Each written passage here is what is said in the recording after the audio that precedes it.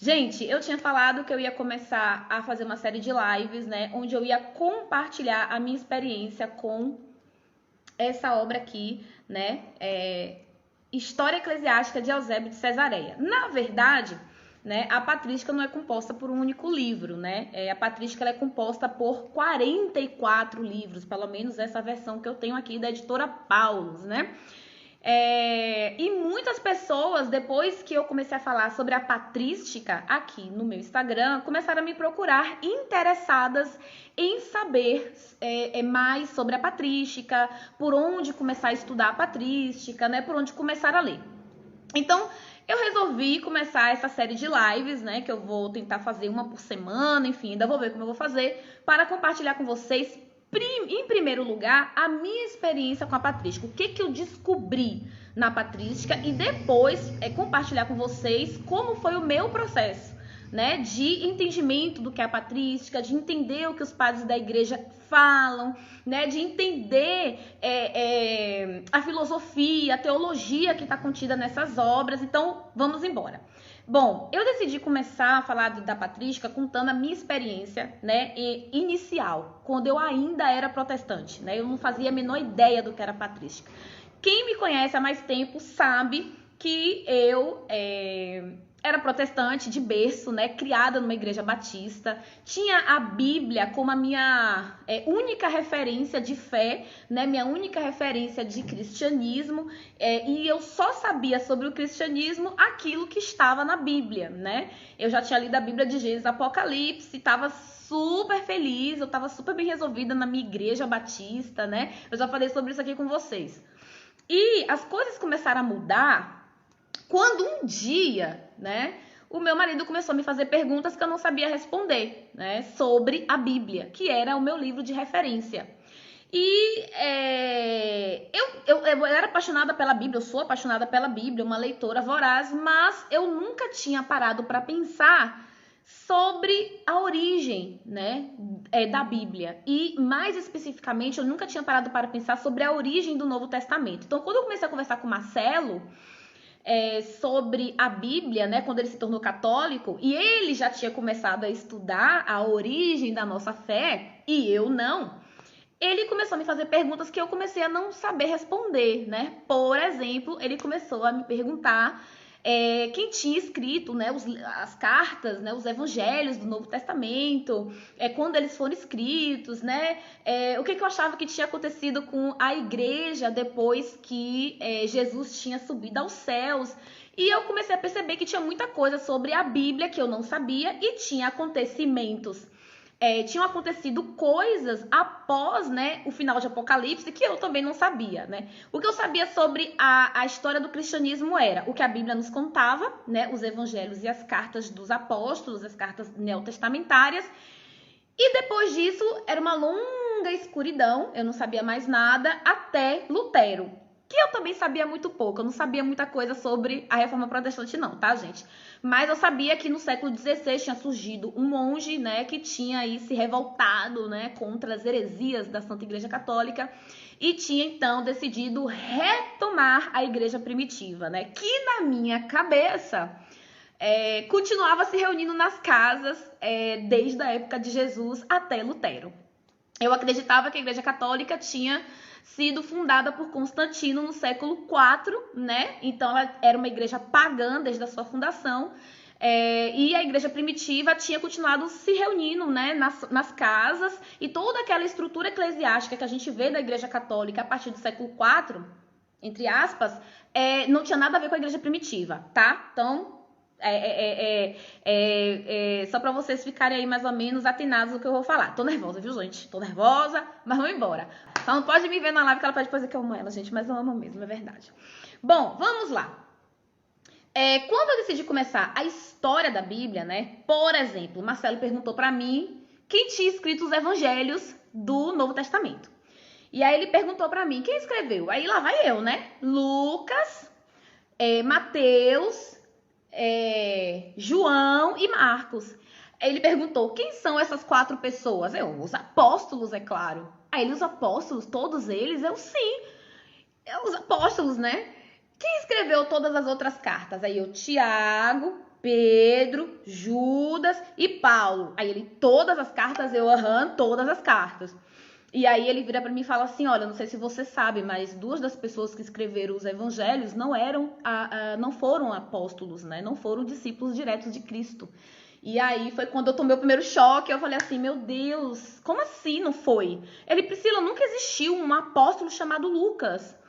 E aí ele começou, ele falou, fez essas afirmações e eu fiquei meio perdida. E eu falei, como assim? Do que ele tá falando? E aí foi quando eu percebi que eu precisava aprender mais sobre a Bíblia. Bom, vamos lá. Como eu cheguei na patrística, né? Eu decidi fazer um curso de história da Bíblia com uma pessoa do YouTube que parecia me ser agnóstico judeu, alguma coisa assim. E esse cara começou a citar muito um autor, um escritor, um historiador do século IV chamado Eusébio de Cesareia.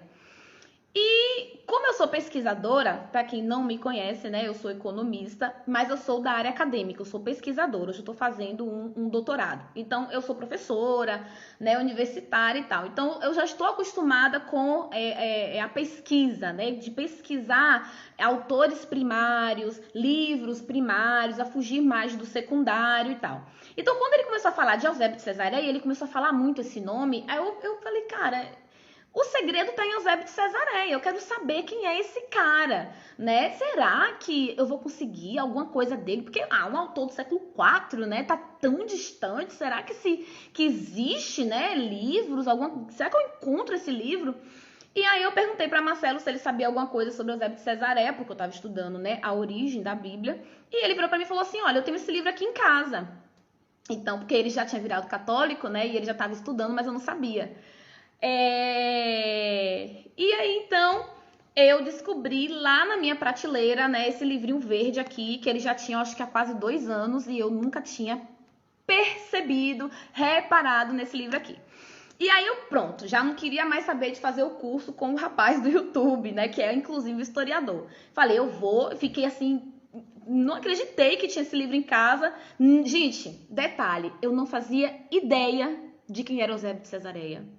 Eu não fazia ideia do que era patrística, nada. Eu nunca nem tinha ouvido falar no nome patrística, pra vocês terem uma ideia. Eu tava completamente, sabe, eu tava tateando, tava procurando as informações por mim mesma, não procurei ninguém. Eu achava que ninguém mais no mundo seria um protestante que poderia pesquisar alguma coisa desse gênero, né, ou fazer um caminho rumo à igreja católica. Então, eu fui tudo sozinha.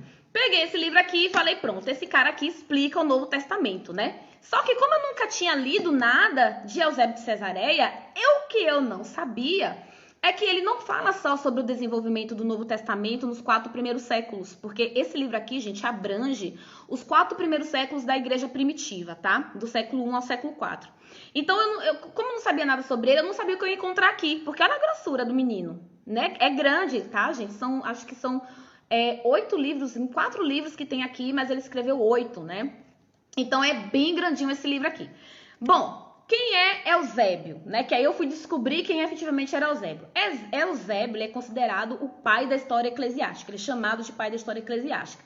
Ele nasceu por volta do ano 260, 265, século 3, portanto, né? Provavelmente na Palestina, ok? Eusébio era historiador, tá? E ele escreveu a história eclesiástica por volta do ano 311 depois de Cristo, tá? Ele foi consagrado bispo da igreja logo depois da paz, que foi estabelecida por Constantino, que Constantino estabeleceu a paz em Roma no ano 311, né? Foi quando cessou as perseguições contra os cristãos, e ele foi o bispo, gente, mais erudito da época, tá? Então, Eusébio de Cesareia, ele não falava apenas sobre história eclesiástica, ele falava sobre história, sobre geografia, sobre apologias, teologias. Então, ele era bastante erudito. Constantino era, assim, fã de Eusébio de Cesareia por causa da eloquência dele e tudo mais, né? E o que os historiadores falam sobre Eusébio de Cesareia é que as pesquisas que ele fez sobre a história da igreja nos 4 primeiros séculos, se ele não tivesse feito essas pesquisas, pouco nós saberíamos sobre os primeiros tempos do cristianismo, ok? Porque o que Eusébio fez? Eusébio, ele foi para as bibliotecas palestinenses, onde Orígenes e o bispo Alexandre haviam recolhido a literatura cristã dos tempos antigos e ele começou a coletar todos os documentos que ele tinha disponível na biblioteca naquele período para fazer, então, seu levantamento da história eclesiástica, ok? Então, sem Eusébio de Cesareia, o conhecimento da gente hoje sobre os primeiros anos da era cristã seriam, gente, muito reduzidos. Então, assim, Eusébio de Cesareia é um historiador respeitado pela comunidade científica, né? Sua obra é original, ele existiu, foi um bispo da igreja. Então, assim, todos os elementos para se considerar a obra dele como original, como verídica, eu encontrei, né, quando eu comecei a ler sobre quem era Eusébio de Cesareia. Primeira coisa que eu fiz, ok? Então, essa história dele aqui acompanha as etapas da igreja desde o nascimento de Cristo até a dupla vitória de Constantino no ano 312, 324. Então, ele vai abranger. Quando eu comecei a ler esse livro, foi muito interessante. Por quê? Porque Eusébio, ele começa a falar da história eclesiástica a partir do nascimento de Jesus. Então, os primeiros capítulos, o primeiro capítulo do livro aqui, ele é só falando de Jesus, contando a história de quando Jesus nasceu, aí fala dos apóstolos, fala da morte de Cristo, né? Ele começa lá da Bíblia, e eu fiquei, cara, ele tá fazendo um resumo do Novo Testamento, né, do que aconteceu na Bíblia, né? Então, assim, até então, para uma protestante, o cara tá falando dos evangelhos, do nascimento de Cristo, tá tudo bem. Me interessei e falei, vou ler o livro, né? É livro histórico, tá, gente? Esse livro aqui é um livro que eu sempre aconselho para quem quer começar a estudar patrística, porque ele é um livro histórico. É um livro que você não precisa ter grandes conhecimentos de teologia, você não precisa ter grandes conhecimentos de filosofia para você entender o que está escrito, né? Esse é um lado positivo dos livros históricos, são fatos. E contra fatos não há argumento, né? Então, pronto. Não tinha problema nenhum uma protestante estar lendo, né, um livro histórico da patrística, que foi o meu caso. Bom, o que Eusébio vai fazer aqui? Ele vai relatar, né, a sucessão dos santos apóstolos, assim como o intervalo de tempo entre Cristo até o período dele, ok? E ele começa, então, contando o nascimento de Jesus. No livro 2, que está aqui também, ele começa a contar as atitudes dos apóstolos imediatamente posterior à ascensão de Cristo. O que acontece aqui na ascensão de Cristo? A Bíblia, né, o Novo Testamento, as cartas do Novo Testamento não relatam tudo o que aconteceu depois da ascensão de Cristo, né? Depois que Cristo subiu aos céus. Ele ressuscita, passa 40 dias com os apóstolos ensinando mais coisas sobre o reino de Deus, que a gente não sabe o que é, porque os livros, as cartas apostólicas não relatam que ensinamentos que Jesus fez esses 40 dias. E conclui, né? Tem as cartas paulinas e depois você tem o livro de João do Apocalipse, escrito 90 depois de Cristo. Mas vários acontecimentos depois da ascensão de Cristo não são relatados pelas cartas do Novo Testamento. Por quê? Não podemos esquecer que a intenção da Bíblia, né, das cartas que foram escritas, que foram reunidas no Novo Testamento, são cartas que tinham como intenção revelar o plano divino de salvação, né? Então, os apóstolos e os escritores dessas cartas foram inspirados pelo Espírito Santo para revelar, né, o plano de salvação divino. A Bíblia, gente, por mais que tenha elementos históricos, não tem como objetivo revelar coisas históricas. Ela revela coisas históricas na medida que ela nos revela o plano de salvação. Isso é muito importante ter em mente, e eu só aprendi isso, ó. E depois que eu já não era mais protestante. Então, olha só. Aí, o que eu descobri ali na Eusébio? Ele usa documentos de Clemente, que foi o terceiro bispo de Roma, depois de Pedro. Então, Clemente é um bispo da época apostólica. Ele usa os documentos de Tertuliano, que é um padre latino que viveu entre 160 e 220 depois de Cristo, também muito na era apostólica. Anotem aí no caderno de vocês. Uma data que eu uso muito como base para ter uma ideia de quando eu estou falando de pessoas apostólicas. O apóstolo João, ele morreu por volta do ano 110 depois de Cristo. Então, uma pessoa que escreve um documento por volta do ano 160, ela está bem ali na era apostólica, tá? E ele também vai usar os documentos do historiador Joséfo, né, que é um historiador e apologista judaico-romano, que viveu por volta do ano 37 a 100 depois de Cristo. Então, ele também, né, conviveu aí no período dos apóstolos. Se eu não me engano, esse Joséfo, ele chegou a ver a destruição do templo no ano 70, né, a abominação do templo aí, que foi a destruição do templo de Jerusalém. Esse Joséfo eu já conhecia, por quê? Porque o pastor da minha ex-igreja falava muito de Joséfo, ele gostava muito de Joséfo. Então eu falei, olha, né, uma protestante, falei, tá falando de Joséfo, tá tudo bem, vamos continuar aqui, ok? E a primeira coisa que eu disse, repara, tudo isso porque eu queria saber a história da Bíblia, tá? Mas eu não sabia o que eu ia descobrir aqui dentro. A primeira coisa que Eusébio de Cesareia vai relatar aqui é a ascensão do apóstolo Tiago ao episcopado de Jerusalém. Olha, de cara, ele vai falar que o apóstolo Tiago foi estabelecido bispo em Jerusalém. Aí eu já quebrei a minha primeira ideia histórica. Por quê? Quando eu era protestante, eu aprendi que os apóstolos saíram em missão depois que Jesus, né, voltou para o céu. Os apóstolos saíram aí como missionários pelo mundo, pregando o evangelho. Mas, logo nas primeiras páginas de Eusébio começa a contar uma história completamente diferente. Ele começa a falar, olha, o apóstolo Tiago foi estabelecido bispo da igreja de Jerusalém. Ou seja, não é que eles saíram como missionários, sabe? Assim, como missionários como a gente vê hoje, né? Viajando de cidade em cidade. Aconteceu? Aconteceu. Mas não da forma como a gente pensava. Tiago mesmo ficou responsável pela igreja de Jerusalém. Primeira coisa que eu descobri. Aí eu já fiquei meio assim, né? Cabreira. Falei, cara, né? Vamos descobrir mais aqui. Aí a Eusébio fala, né, que a Tiago, João e Pedro, o Senhor concedeu revelações após a sua ressurreição, que é aquilo que eu tinha falado para vocês, né? Jesus passou 40 dias depois que ele ressuscitou, tá lá em Atos 1, versículo 3, ensinando coisas sobre o reino de Deus para os apóstolos. E aí ele fala que Tiago, João e Pedro, que teriam sido os 3 apóstolos que receberam essas revelações, transmitiram essas revelações ao restante dos apóstolos. E aí vem outro babado. E estes transmitiram essas revelações aos 70 discípulos. Aí eu já parei. Eu falei, segunda grande revelação, os apóstolos tiveram discípulos. Gente, não estou falando de conjecturas, eu estou falando de relatos históricos e verídicos, relatados por mais de um historiador, porque Eusébio não fala da cabeça dele, ele pega documentos de vários outros historiadores. Tem esses 3 que eu citei, mas vai ter muitos outros que ele vai citar ao longo da obra, ok? E eu falei, cara, os apóstolos tiveram discípulos.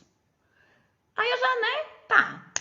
Bom, aí ele vai falar que os judeus desencadearam a grande primeira perseguição aos cristãos lá em Jerusalém, né? Aí ele conta que a fama de Cristo se espalhou rapidamente no Império Romano.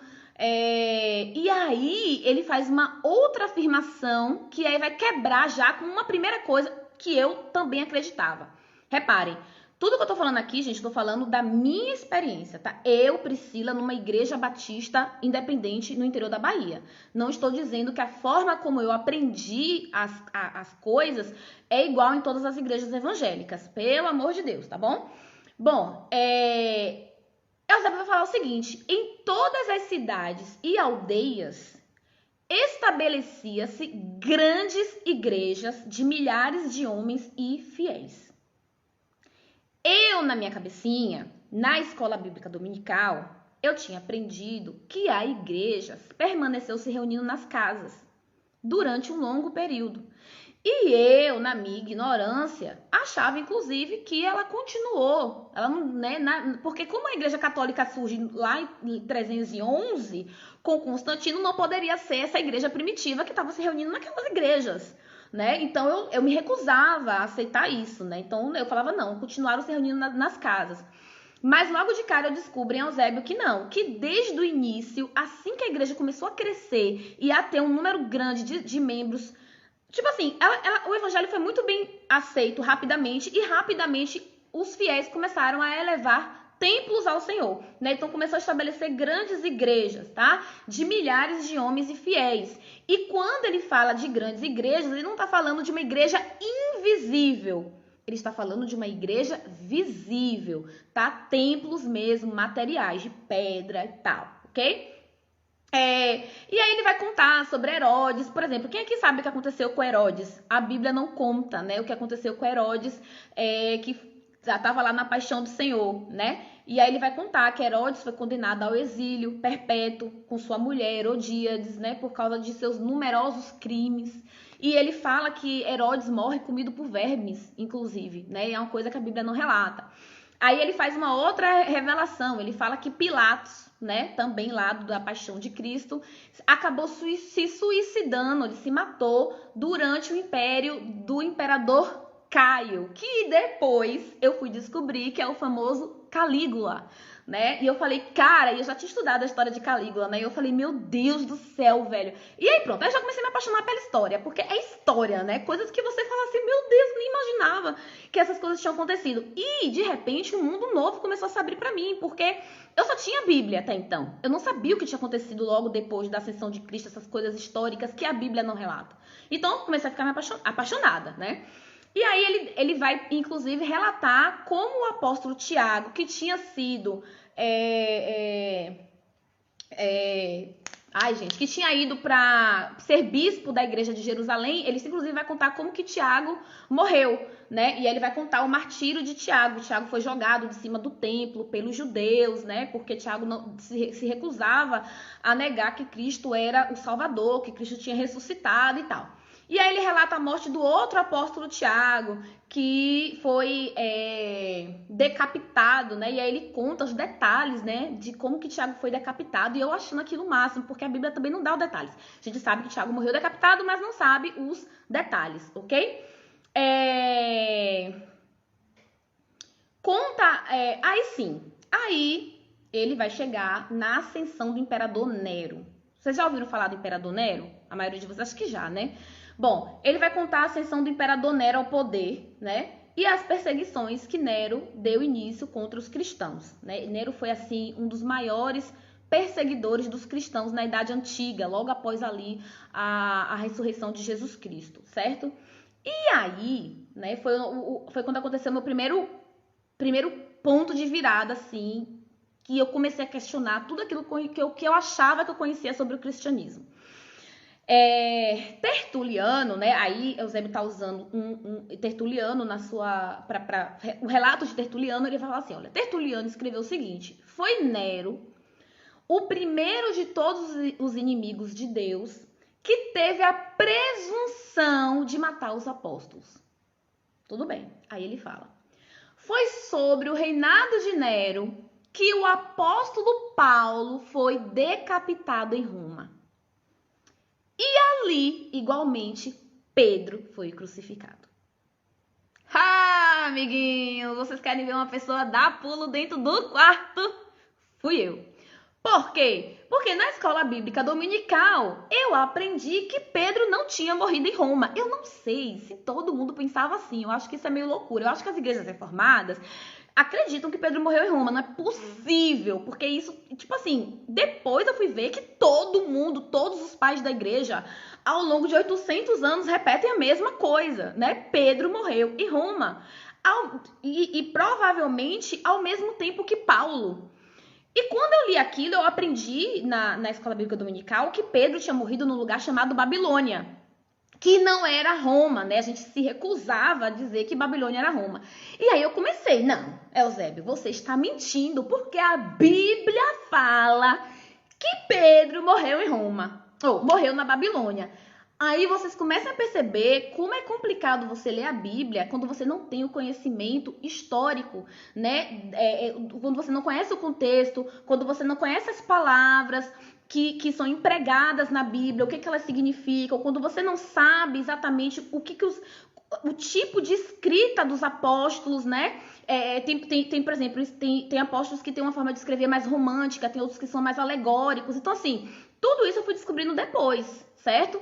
E aí eu não, presa à Bíblia, à sola escritura, eu falei, não, ele morreu em Babilônia, né? Mas aí parece que Deus já tinha falado assim, minha filha, você vai tomar lapada tudo de uma vez e vai ser agora.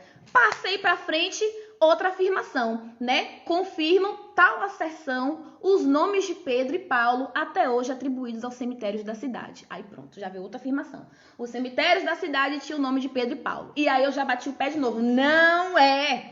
Meu Deus, mas gente, imagine uma protestante que passou 35 anos da vida aprendendo uma coisa, de repente abre um livro de um historiador super renomado, né, da história do cristianismo falar pra você que não, que Pedro morreu em Roma sim, né? E aí daqui a pouco, como ainda não era suficiente, ele cita os lugares onde foram depositados os restos mortais de Pedro e Paulo. E ele fala assim, se você quer, pois, ir ao Vaticano ou à Via Ostiense, encontrarás o troféu dos fundadores da igreja. A live ficará gravada. E aí ele fala dos fundadores da igreja. E aí eu bati o pé de novo. Eu falei, o quê? Eu falei, o quê? Quem fundou a igreja? Quem fundou a igreja? Pedro fundou a igreja junto com Paulo, né? Vamos lá. Aí eu falei, mas Pedro morreu na Babilônia. Você não tá entendendo, Eusébio. E aí Eusébio logo em seguida relata que Pedro assinalava o nome de Roma com o nome simbólico da Babilônia, conforme ele cita em 1 Pedro, capítulo 5, versículo 13. Capítulo 5, versículo 13. E aí o queixo tava aqui, foi parar cá embaixo, né?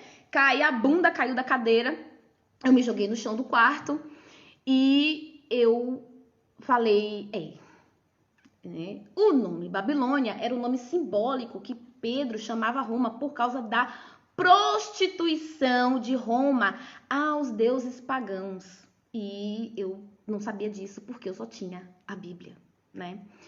Eu não tinha tradição. Exatamente, Mari, né? Então, esse foi o grande primeira descoberta que eu fiz na patrística, né, lendo Eusébio de Cesareia, que Pedro efetivamente tinha morrido em Roma enquanto fundava a Igreja de Cristo.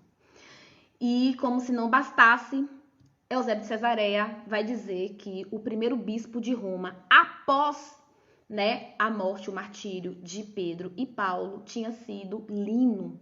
Ele tinha sido bispo de Roma, né? Ele fala que Lino obteve o episcopado, e episcopado significa bispo, né? E ele fala que esse Lino, inclusive, é citado na carta de Paulo a primeira carta de Paulo aos Timóteos. Ele faz lá uma citação a Lino. E aí eu falei, Roma teve bispo, né? E Lino foi sucessor de Pedro. E aí, vocês imaginem como que minha cabeça começou a ficar. Eu estou falando para vocês de dados históricos, gente. Ninguém pode chegar aqui e dizer isso não aconteceu. Entendeu? Não pode acontecer isso aqui.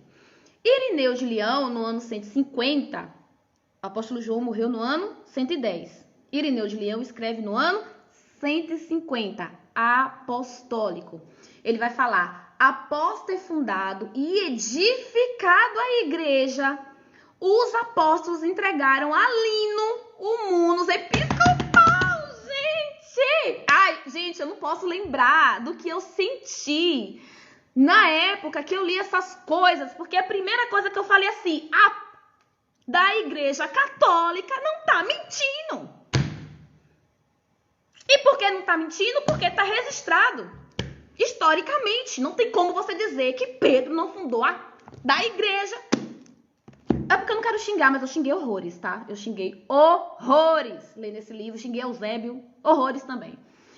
E, como se não bastasse, Orígenes também vai declarar, Pedro, sobre quem está edificada a igreja de Cristo, contra a qual não prevalecerá as portas do inferno. E eu me joguei no chão e eu comecei a gritar, Marcelo, meu marido, Marcelo, corre aqui! E ele, o que foi?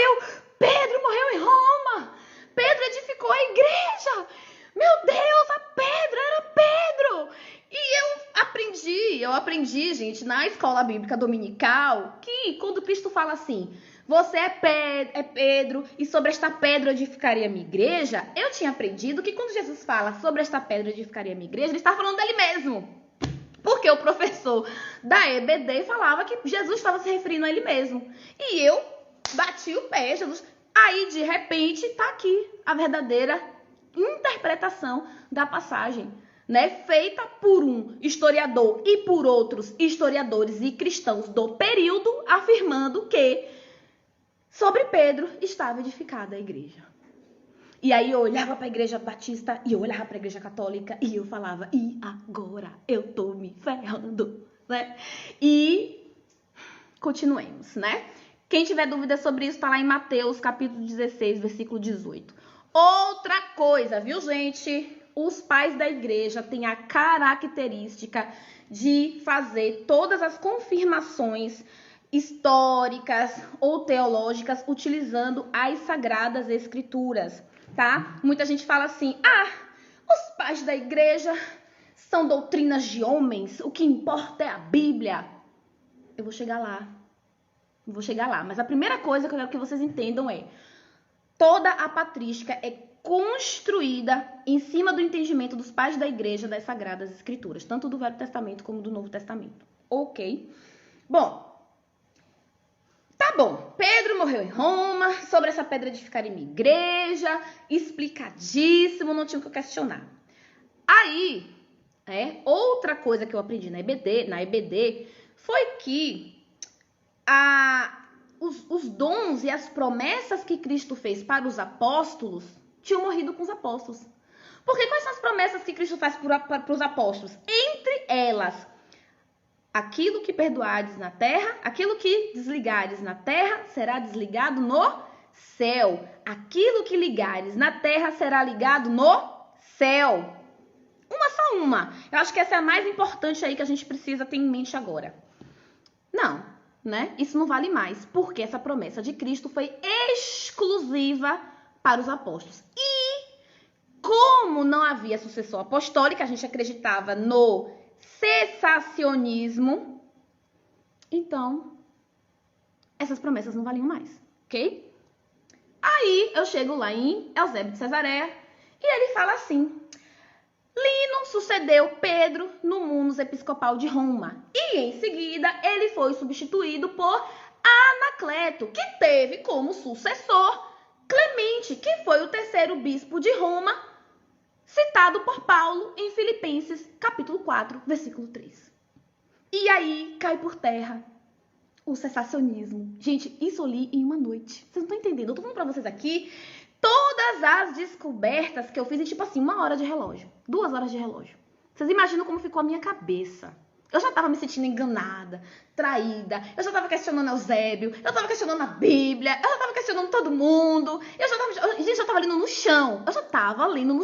35 anos de um aprendizado estava sendo desconstruído literalmente ali na minha frente, enquanto eu lia Eusébio de Cesareia.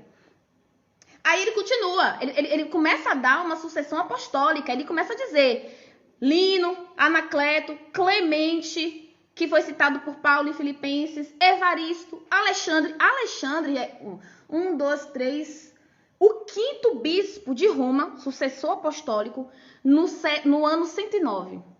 109 depois de Cristo, eu anotei certo. O apóstolo João morreu bem depois do apóstolo Pedro, então tá certo. Ou seja, o apóstolo João ainda estava vivo, a igreja de Roma já tinha tido seu 5º bispo.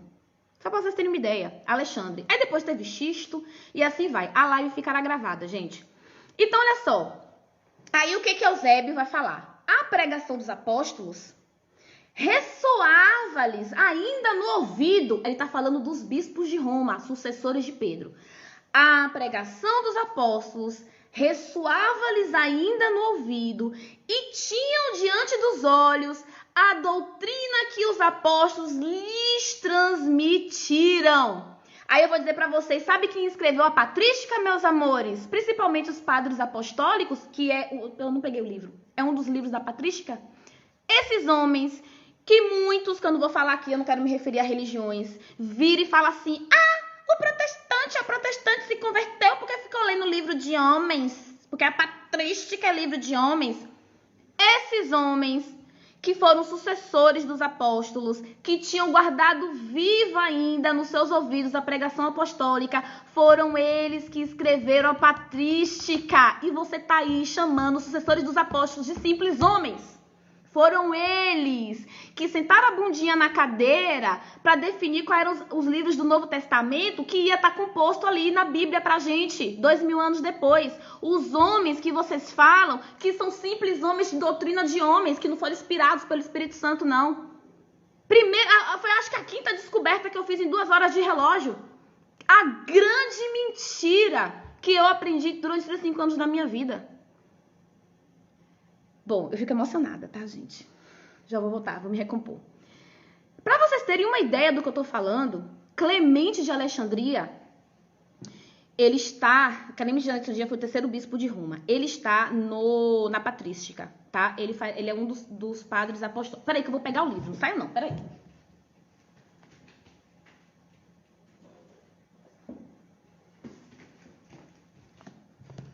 Voltei. Repare, eu tenho que pegar o livro que eu gosto que vocês vejam. Deixa eu ver aqui. Aqui. Padres Apostólicos. Esse livro aqui. Esse livro aqui, gente, é o volume 1 da patrística. Porque esse livro aqui, ele contém as cartas dos padres apostólicos mesmo. Aqueles que viveram no mesmo período que os apóstolos.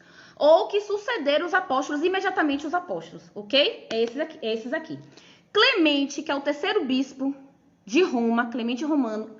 As cartas que ele escreveu, apologéticas, estão aqui. Tá? Está aqui. É uma das cartas dele. Inclusive, uma das cartas que ele escreveu, junto com... Nessa obrazinha aqui, ó, pequenininha, porque são cartas. Tem também a Didaquê. A Didaquê foi o primeiro catecismo escrito na história da doutrina cristã. E foi escrito por volta do ano 70 depois de Cristo. Provavelmente Pedro e Paulo ainda estavam vivos. Tá aqui a Didaquê, primeiro catecismo. Tem gente que fala assim, o catecismo não substitui a Bíblia, catecismo não precisa. Então vocês me explicam por que tem catecismo no ano 70 depois de Cristo. Por quê? Eu quero entender, porque eu não vou dizer coisa pra vocês, gente. Eu não sou intelectual, não. Mas eu leio o negócio e tenho que entender. Eu tenho que entender por que, então, que a igreja produziu um catecismo naquele período, se a Bíblia é suficiente. Pronto, você tem a Bíblia, não precisa de mais nada. Você mesmo lê, você mesmo interpreta, você mesmo entende. Ninguém precisa te explicar. Eu quero entender, então, né? Mas vamos seguir aqui com a nossa viagem pela história do cristianismo. Bom, Clemente Romano, que foi esse 3º bispo de Roma, tem as suas cartas aqui, se vocês quiserem ler. A Didaquê também tá aqui. Policarpo, que eu vou falar sobre ele, também tá aqui. Inácio de Antioquia também tá aqui. Gente, sucessores dos apóstolos, discípulos dos apóstolos, tá? Foi esses caras que o povo aí fora chama de homens qualquer. Ah, você segue doutrinas de homens. É só esses homens de que eu tô falando aqui. Gente, as cartas de Clemente eram lidas em todas as igrejas da época. Elas eram lidas no mesmo pé das cartas paulinas, das cartas de Paulo. As cartas de Clemente quase entraram no Novo Testamento. Quase! Se você não sabe como é que é a história do Novo Testamento, eu vou fazer uma série de aulas só sobre isso. Quase entraram. Só para vocês terem uma ideia. Primeira coisa, durante 400 anos, gente, a gente não teve um canon fechado do Novo Testamento. Foi assim, tipo, na mesma noite eu descobri isso, né? Os apóstolos não usaram o Novo Testamento. Eles não escreveram o Novo Testamento enquanto as coisas aconteciam, entendeu? Paulo não escreveu aquelas cartas para compor um novo... Ninguém, nenhum dos apóstolos escreveu nada pensando em fazer o Novo Testamento. Foi logo uma das outras coisas que eu descobri, tá? O que importava para os apóstolos era a tradição oral, era aquilo que era ensinado oralmente. Inclusive, só quem escreveu os evangelhos foi Mateus, apóstolo Mateus e apóstolo João. E João só escreveu por último, porque todo mundo já tinha escrito, porque ele não escrevia nada. Tudo dele era oral, era boca, era falado. Ele só escreveu porque ele percebeu ali que faltavam algumas coisinhas nos outros 3 evangelhos, e aí ele decidiu escrever o evangelho da visão dele. Mas Lucas, por exemplo, era discípulo de Paulo. E Lucas que escreveu o evangelho de Lucas, não foi Paulo. E Marcos era discípulo de Pedro. Quem escreveu o Evangelho de Marcos foi o discípulo de Pedro segundo Eusébio de Cesareia nos relata, ouvindo as pregações de Pedro. Pedro não parou para ficar ditando o Evangelho para Marcos, não. Pedro estava preocupado com isso, não. A preocupação de Pedro era o Evangelho oral. Marcos só escreveu o Evangelho de Marcos porque o povo de Roma, querendo ter algo registrado dos ensinamentos de Pedro, pediu a Marcos para escrever aquilo que Pedro ensinava oralmente, tradição oral. Outra descoberta na mesma noite, a importância da tradição oral para os pais da igreja, para os apóstolos, né? Nenhum deles tinha pensado em deixar nada escrito, não, ok? Então, junto com essas cartas de Paulo, as cartas paulinas e os 4 evangelhos, a igreja tinha várias, centenas de outras cartas, né? Eles tinham as cartas de Clemente, que eu falei para vocês, que era lida corriqueiramente nas igrejas, né? E tinha aí cartas de Barnabé, o pastor de Hermas, inclusive tá aqui, ó. Eles liam Pápias, eles liam as cartas de Barnabé, que também tá aqui. Eles liam o pastor de Hermas, eles liam as cartas de Policarpo. Então, assim, as igrejas, elas não tinham esse canon fechadinho do Novo Testamento como a gente tem hoje, não, tá? Então, vamos repensar o solo escritura na vida da gente aí, né? Bom, continuando, né? Além da sucessão apostólica em Roma, Eusébio vai descrever a sucessão apostólica nas outras regiões. Ele vai falar da sucessão apostólica em Jerusalém, em Alexandria, em Antioquia, tá? Então, o episcopado era transmitido. Então, pronto, sucessão apostólica garante a continuidade das promessas de Cristo. O que esses homens ligassem na terra estaria ligado no céu, o que eles desligassem na terra estaria desligado no céu, e esse poder, esse dom dado por Cristo aos pais da igreja, no caso aos apóstolos primeiramente, continuavam sendo passados então de sucessão em sucessão através dos discípulos dos apóstolos, que também por sua vez tinham discípulos, ok?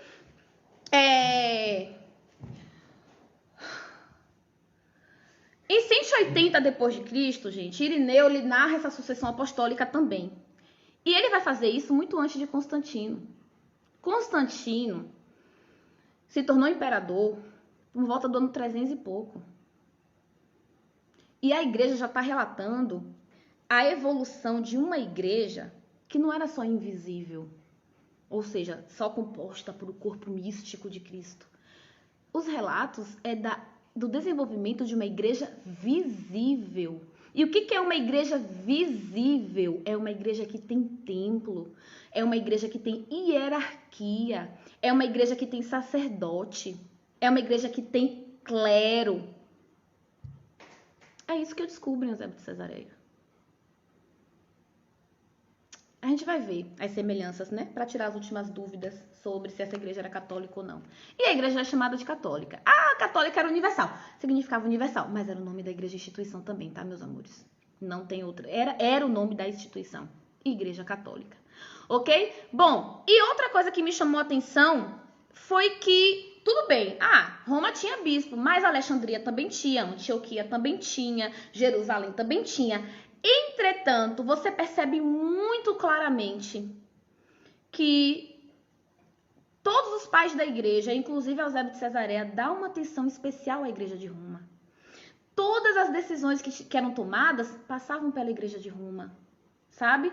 Então, assim, o negócio, a igreja de Roma ali em destaque, né? Até que eu vou encontrar depois, nos padres apostólicos, aqui em Inácio de Antioquia, ele se referia à igreja de Roma como a mais excelente de todas. Ela era a mais antiga, porque ela foi fundada pelos apóstolos Paulo e Pedro, né? Cujo Pedro foi o primeiro bispo, e ela era a mais excelente de todas. Todas as reuniões, os bispos, os sínodos, os concílios, tudo tinha que passar pela igreja de Roma, pela autoridade da igreja de Roma. Quando a igreja passou a ser chamada de Igreja Católica Apostólica Romana. Gente, vocês já estão lá na frente, né? O Romana foi por causa depois de Constantino que permitiu o culto livre da igreja, né? No Império, tá? Então se acrescentou. Católica porque a igreja é universal. Apostólica, porque ela é derivada da sucessão apostólica, e romana, porque ela foi definida como a religião oficial do império depois da vitória de Constantino no poder. A grande questão é que a Igreja Católica Apostólica já existia antes de Constantino, porque o que eu tô falando para vocês aqui, Constantino nem sonhava em nascer, ok? Então, vamos lá. Eusébio vai contar pra gente a história de Policarpo, que está aqui também nos Padres Apostólicos. Ele era um bispo da igreja de Esmina, muito, muito santo, um cara muito famoso, né, que foi companheiro aí dos apóstolos. Policarpo foi companheiro dos apóstolos, ok? Ele também vai citar Papias, né, que está aqui também, que foi discípulo do apóstolo João, companheiro de Policarpo, bispo da igreja de Hierápolis, né? E ele vai citar Santo Inácio de Antioquia, que também está aqui nesse livro, Padres Apostólicos, né, que foi bispo de Antioquia. Santo Inácio de Antioquia, que está aqui, ele foi martirizado pelas feras. E Policarpo, ele vai escrever, reparem, vamos lá. Policarpo escreve que os mártires não morreram em vão, ok? Mas que eles estão junto do Senhor, por causa dos sofrimentos que participaram. Na mesma noite, eu li isso aí. E eu falei assim, esse cara tá falando da comunhão dos santos? Né? Porque o que a gente aprende? Os santos da Igreja Católica estão mortos. Quando eu faço uma oração para a Virgem Maria, isso era o que eu falava, né? Eu virava para os católicos, gente, eu era assim, meu Deus, me perdoe, eu evangelizava os católicos bem assim. Quando você ora para Maria, você está orando para uma mulher que está morta, porque ela está esperando para ressuscitar. Gente, é sério, eu não entendo como é que eu falava essas coisas. Que a Bíblia deixa tão claro que quando você morre, o que morre é o corpo, né? A alma é imortal. E aí a Bíblia toda dá exemplos, né? Você tem a parábola do rico e do Lázaro, que eles já morreram, né? Lázaro está em Abraão e o rico está no inferno, né? Você tem Moisés e Elias que se encontram com Jesus, né? Na noite da paixão de Jesus, né? Você tem o Apocalipse inteiro, né? E aí de repente ele vem e fala que os mártires estavam junto do Senhor. Pá, primeira. Falei, tá. Estão juntos do Senhor. Tá, tudo bem, né? Por causa dos seus sofrimentos. Tá, foram pro céu. É digno, é justo eles irem pro céu, porque os caras morreram por amor a Cristo, né?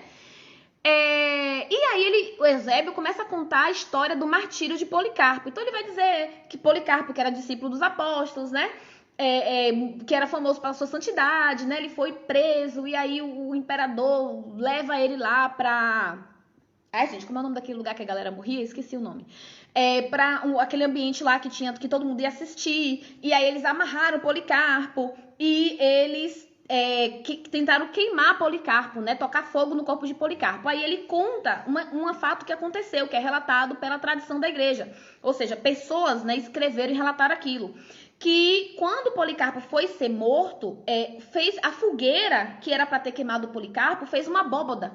O fogo fez uma abóbada ao redor de Policarpo e não queimou o corpo de Policarpo.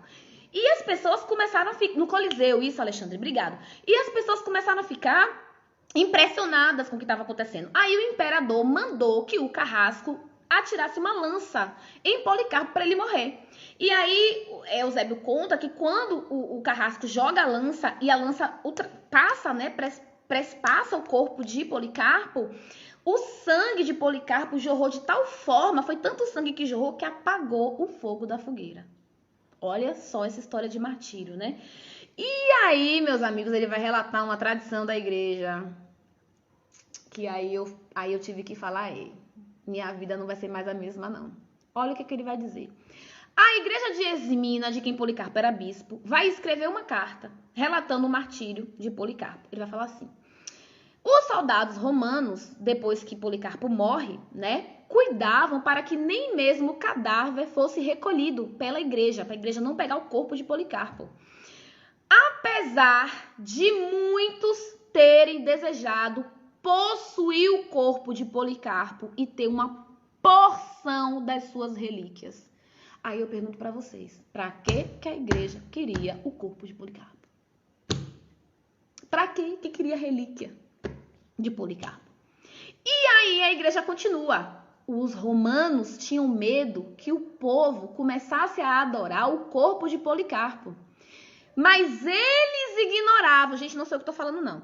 Tá escrito, eu tô lendo aqui no computador que eu coloquei. Eles ignoravam que jamais poderíamos abandonar a Cristo, que sofreu pela salvação dos redimidos, e a nenhum outro poderíamos adorar. A igreja, no século I, já estava respondendo às acusações de idolatria que as igrejas separadas da atualidade fariam contra a igreja católica. E eu vou continuar aqui contando para vocês por que eles refutam. Hoje, na atualidade, a acusação de idolatria, eles vão dizer contra os santos, né, da igreja. Nós adoramos Jesus por ser filho de Deus. Quanto aos mártires, nós amamos com razão, enquanto discípulos e imitadores do Senhor, para que nós possamos também nos tornar seus companheiros e condiscípulos. Mais tarde recolhemos os seus ossos, os ossos de Policarpo, mais preciosos que pedras. Ai, gente, eu fico arrepiada quando eu leio isso, meu Deus do céu. Ai, gente, vocês querem derrotar a conversacinha idiota de idolatria? Leia isso para a pessoa que estiver te falando. Mais tarde recolhemos os ossos mais preciosos que pedras preciosas e de grande valor e mais valioso que o ouro, e o depositamos em lugar adequado. E quando o Senhor nos permitir e quando for possível, ali nós nos reuniremos a fim de celebrar o natalício de seu martírio em memória daqueles que nos precederam na luta. Eu sempre fico emocionada quando eu falo dos santos da igreja, porque até eu ler Eusébio de Cesareia, eu não conhecia santos extraordinários. Eu não sabia o que era santidade. E quando eu vi quem eram os mártires e por que a igreja guardava o corpo desse povo e se reunia diante do corpo para celebrar e comungar o corpo do Senhor, eu entendi. Porque esses caras foram extraordinários. Gente, a gente não sabe o que é santidade. A gente não faz a menor ideia do que é ser santo. E aí, eles relatam milagres que continuaram acontecendo através do corpo dos mártires, das relíquias, né? Porque esses homens, esses mártires, eles foram tão santos em vida, que o dom do Espírito Santo, que atuava através deles, continuava atuando depois que eles morriam. Vocês estão entendendo o que eu estou falando aqui para vocês?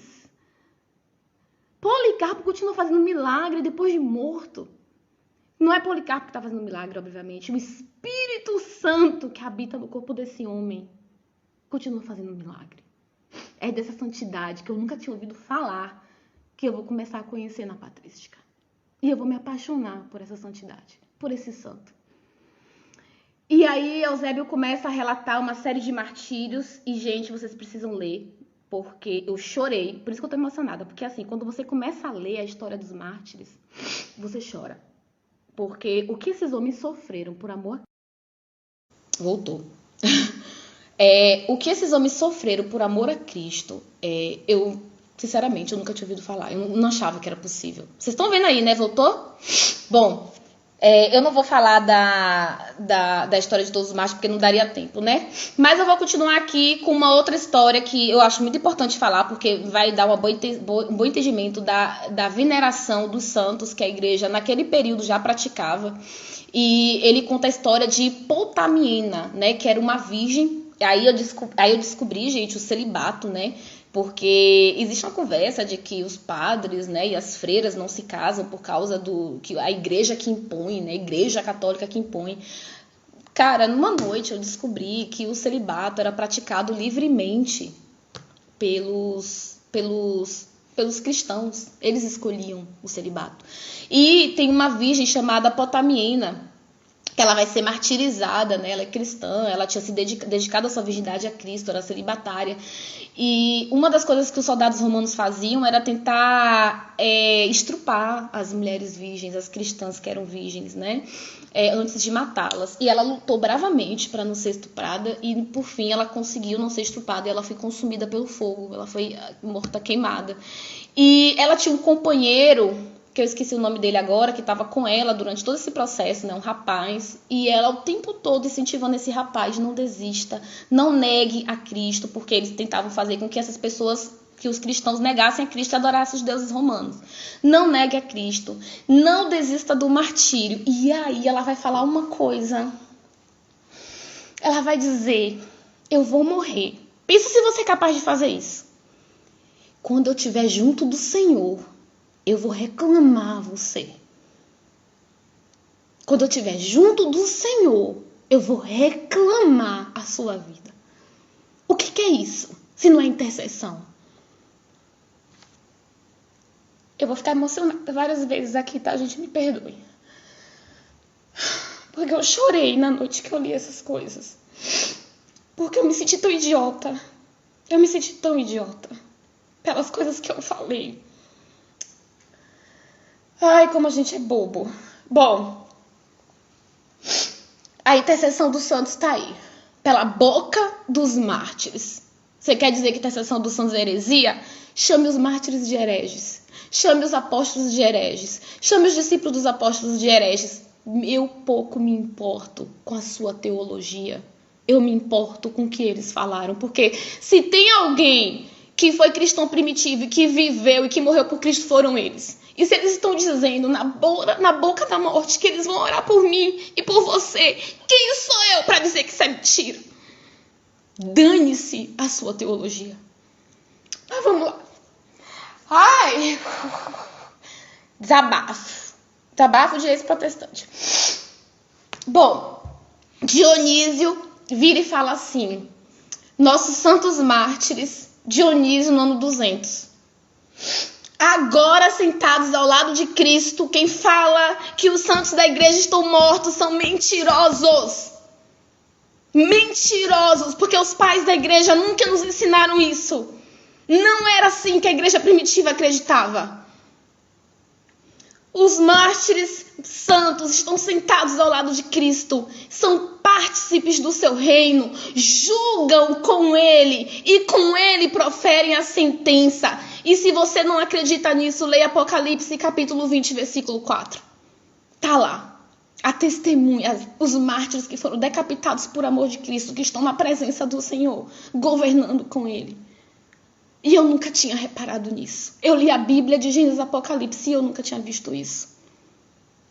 E eu me pergunto, como que eu nunca tinha visto que Apocalipse é a maior revelação da intercessão dos santos? Eles se tornaram protetores dos irmãos lapsos. Apocalipse capítulo 20, versículo 4 fala: eu vi também tronos, eu estou falando da Bíblia agora, sobre os quais se assentaram aqueles que receberam o poder de julgar. Eram as almas dos que foram decapitados por testemunho de Jesus. E a gente fala que os santos da igreja são ídolos. Nós somos muito burros mesmo, gente.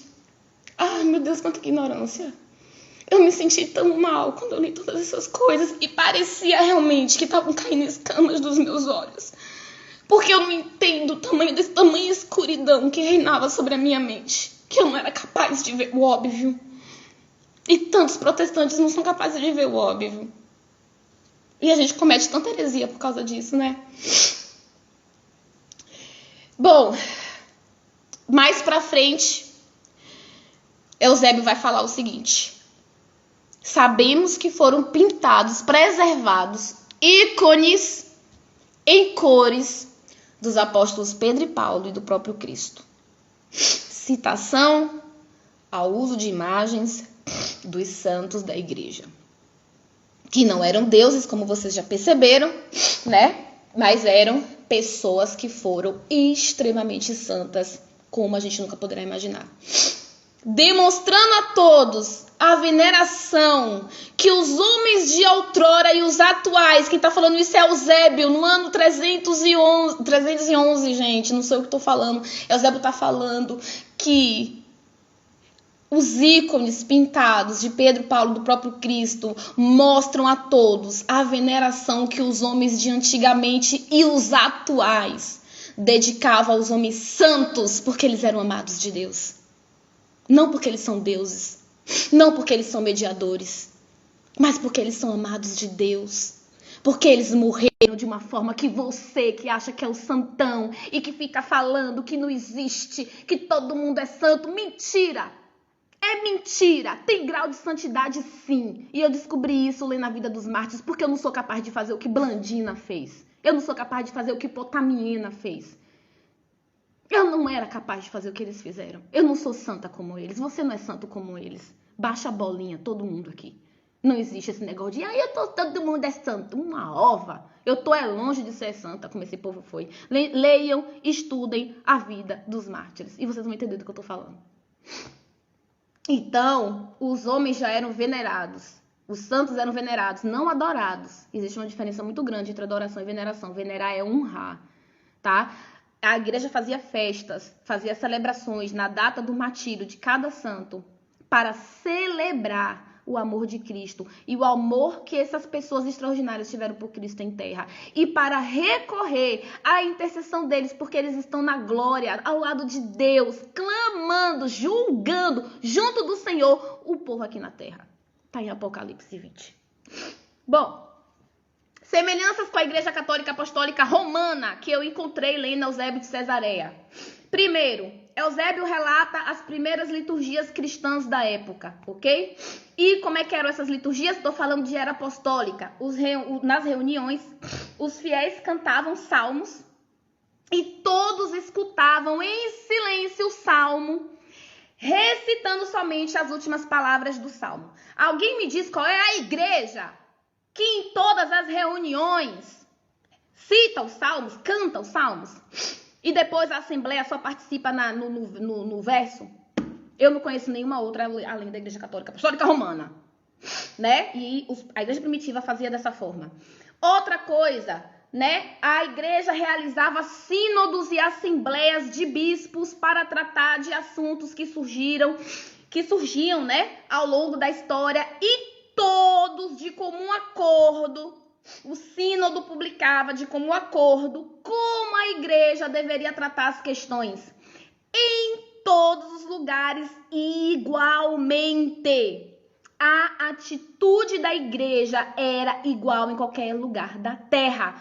Aonde houvesse uma igreja católica, todo o procedimento era o mesmo. A liturgia era igual, as adorações eram igual, os dias de adoração, os dias de festa, até o dia da Páscoa era tudo igual. Se a celebração da Páscoa era no dia 13 de abril, era no dia 13 de abril para todo mundo. Unidade. A igreja em todos os lugares cria exatamente nas mesmas coisas. Me perdoe, mas eu não conheço outra igreja, a não ser a Católica Apostólica Romana, que luta até os dias de hoje para manter a sua unidade. Nenhuma outra denominação evangélica consegue fazer isso. Até porque o protestantismo em si é feito de mais de 4.000 denominações, óbvio que não há unidade aí, né? Outra coisa, consagração da virgindade a Cristo, tanto de mulheres quanto de homens. A adoção do celibato já era praticada pelos cristãos da época, né?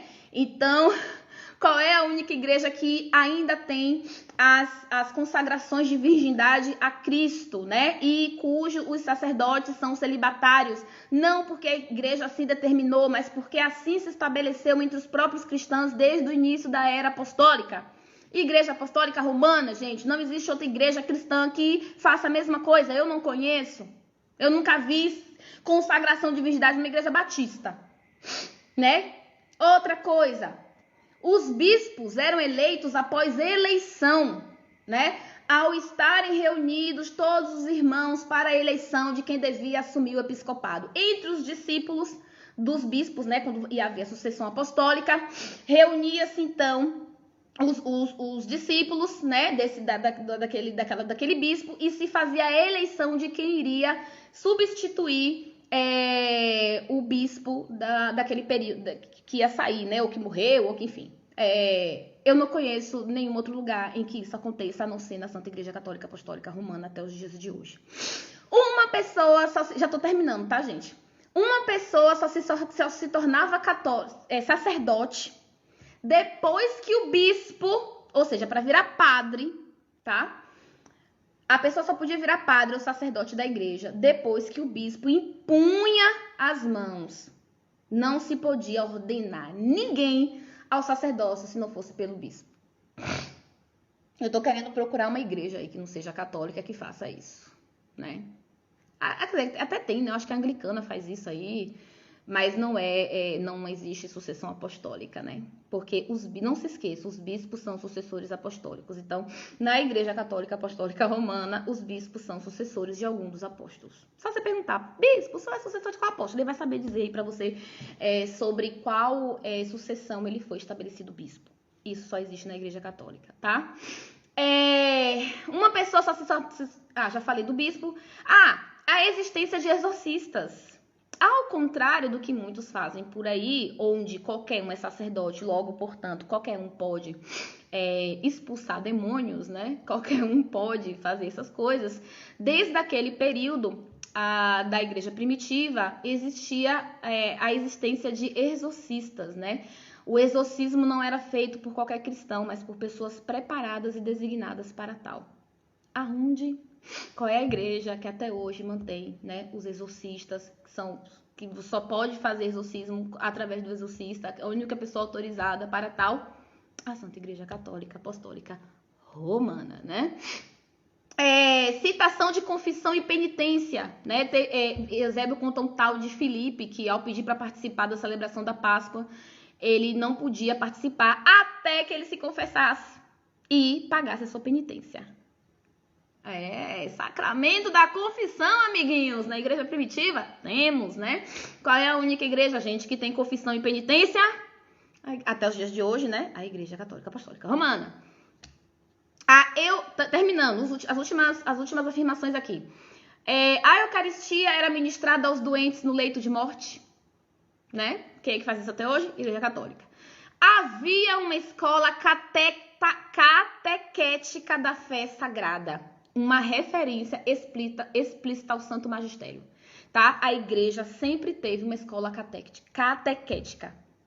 Então, não existia isso de pegar a Bíblia e sair lendo e cada um ir interpretando. Não, meu amor, nunca foi assim, tá? A igreja, ela tinha um corpo de magistério que era composta por bispos, por doutores da fé, por teólogos, por filósofos que faziam toda a interpretação das Sagradas Escrituras, né, que desenvolviam a doutrina cristã, e era essa interpretação que era passada e ensinada para a igreja, para toda a igreja. Não existia isso de, batiza criança aqui, aí o outro não, aqui só batiza adulto, batismo de criança não existe. Não existia isso. Ou a igreja acreditava em uma coisa ou não acreditava. Não existia isso de, a igreja de Jerusalém pensa assim, a igreja de Éfeso pensa assado. Não. Todo mundo pensava da mesma forma, ok?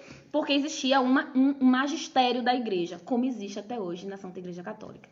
E, por último, os cristãos ilustres, né, que eram os grandes santos e mártires, eles eram comemorados, como eu falei para vocês, nas comunidades. Então, cada comunidade tinha os seus santos, os seus mártires, né? E as datas de suas mortes eram celebradas, né? Então, nós temos aí o calendário litúrgico na Santa Igreja Católica que faz isso até os dias de hoje. A gente celebra os dias, né? A gente tem o dia de São Sebastião, o dia dos apóstolos Paulo e Pedro, né? A gente tem o dia de Santa Giana, né? Enfim, a gente tem os dias aí dos nossos santos, né? E essa é uma tradição que acontece na igreja, então, desde a época da igreja primitiva, ok? Bom, gente, o que eu aconselho para quem quer começar a ler a história a patrística? Comecem por esse livro aqui, tá? Comecem pela História Eclesiástica, ele é o volume 15 da patrística. Por que eu aconselho começar por ele? Foi o livro que eu comecei, é o livro que, para quem nunca leu nada de teologia, de filosofia, que normalmente sabe o que é o catecismo da igreja, é um livro histórico, é um livro que vai te dar uma noção geral do que aconteceu na história da igreja e vai te apresentar os grandes personagens da história eclesiástica dos 4 primeiros séculos. Por exemplo, quando eu li Eusébio de Cesareia, eu já sabia quem eram os padres apostólicos, entendeu?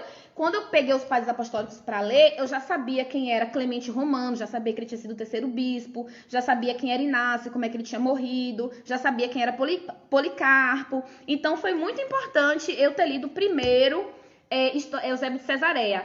Com ele também, eu já tive acesso a algumas teologias de Irineu de Leão, que é o bispo da igreja de Leão do século II, que ele viveu antes de Eusébio. Eusébio é do século IV, Irineu do século II. Só que Eusébio já fala algumas coisas da teologia de Irineu, entendeu? Então, assim, para você já ir mais ou menos sabendo quem são as pessoas, eu aconselho que vocês comecem com a História Eclesiástica, que é um livro histórico, não tem grandes dificuldades teológicas, né? É fato, então, assim, é muito simples. Qualquer pessoa que não tem o hábito, nunca leu a patrística, não vai ter dificuldades, tá bom?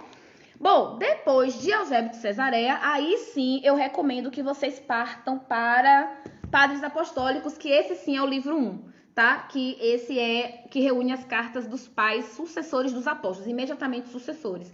Aí sim vocês vão começar a ter acesso ao desenvolvimento da doutrina cristã, né? Da igreja primitiva. Por exemplo, Inácio de Antioquia, ele vai fazer toda a exortação sobre o respeito e a obediência que a igreja deve aos bispos da igreja. E ele vai explicar teologicamente por quê.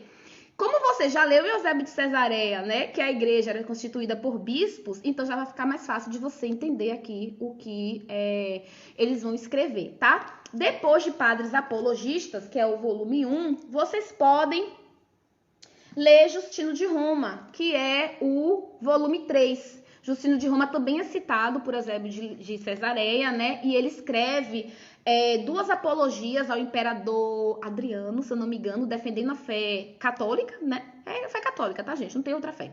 A fé católica, inclusive, gente, ele vai dar uma aula sobre idolatria, maravilhoso aqui, que ele vai explicar o que é idolatria, relação de idolatria com sacrifício, perfeito esse livro aqui, tá? E você já vai estar sabendo das novas testemunhas, dos santos, dos mártires, então vai ficar mais fácil de você entender que idolatria não tem nada a ver com santos da igreja católica, né? E depois vocês podem partir para Irineu de Leão, Contra as Heresias. Esse livro, sim, é mais denso, olha o tamanho dele, tá? Ele vai falar nos 2 primeiros capítulos sobre a heresia gnóstica, que era uma heresia aqui muito influente na época e tem tudo a ver com sola escritura, tá, gente? Tudo a ver, meu Deus. Quando eu li esse livro aqui, parecia que eu tava vendo Lutero na minha frente, assim. Então, Contra as Heresias, vocês vão ter acesso a essa heresia, que é já mais complicadinha de entender, mas Google do lado e paciência, né? E depois ele vai fazer um desenvolvimento da doutrina cristã, tá? Então, ele já começa a fazer um compilado, assim, bem eficiente de como que a igreja... como é que era a doutrina da igreja nesse período. Vocês vão ver que existe muita catolicidade. Igreja Católica Apostólica Romana aqui. Ok? Bom... Depois vai ter outros livros, depois tem São Basílio de Cesareia, tem Santo Agostinho, tem outro ali na frente que eu não tô me lembrando agora o nome. Enfim, eu já li 10 livros, são 44 livros que tem na patrística, eu estou terminei o meu 10º livro, mas numa leitura de 3 anos. Gente, olha só, a patrística não é uma leitura corrida, sabe? Não é um livro para você pegar e folhear e ler página por página, sabe? Pegar o livro, ler uma página, passou para outra. Não.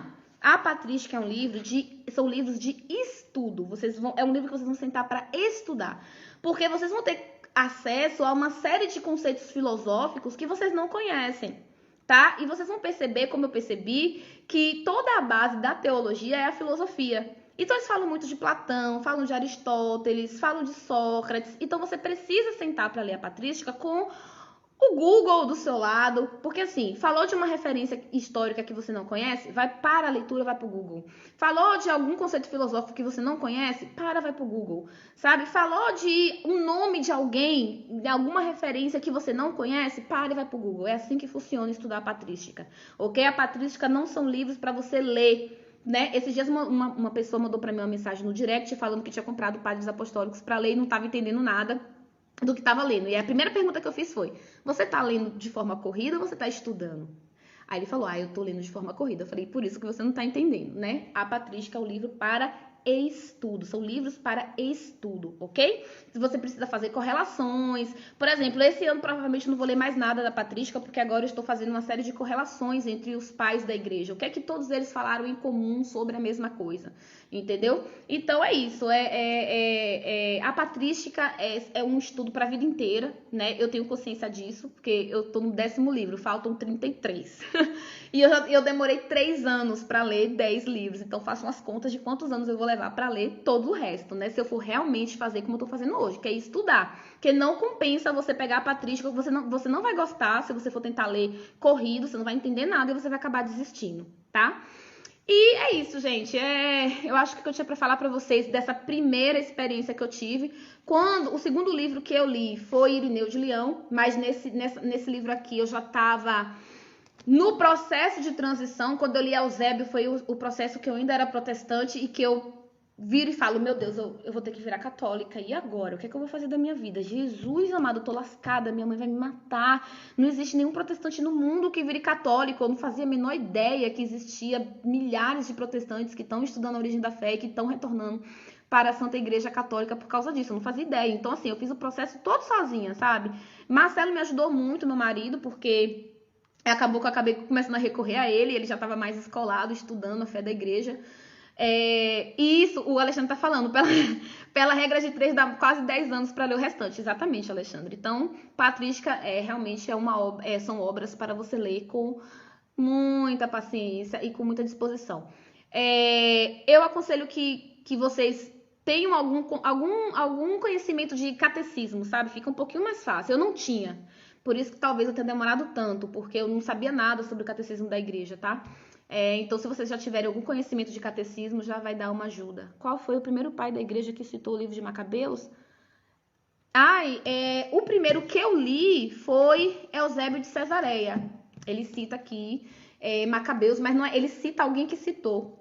Tem um bispo Ai, meu Deus, gente, vocês me pegaram agora, porque eu não anotei, mas tá aqui. Tem um bispo, logo do início da era cristã também, que faz a citação de Macabeus como um dos livros usado no Velho Testamento pelos judeus. Gente, o Macabeus, se vocês forem estudar a história do Velho Testamento, dos livros usados, da Septuaginta e dos livros usados pelos apóstolos, vocês vão ver que Macabeus está em todos, tá? Macabeus está em todos, isso aí é desde sempre. Agora ele fala aqui o nome do bispo que cita e eu não lembro mais, e o livro é tão grande que eu não vou encontrar. Depois eu falo pra vocês, tá bom? Eu acho que padres apostólicos também, ou Irineu de Leão, tem alguma coisa também de Macabeus, ok? Gente, é isso. Muito obrigada, boa noite e fiquem com Deus.